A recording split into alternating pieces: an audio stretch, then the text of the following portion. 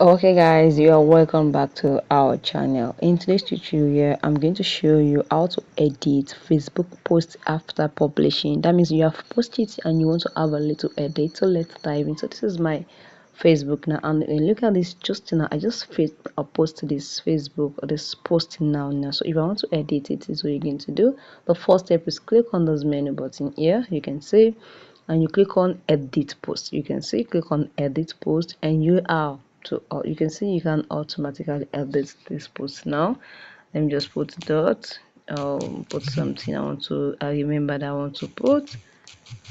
Okay, now you just click on save, and this is the key to Facebook will automatically save and do it for you. You can see save.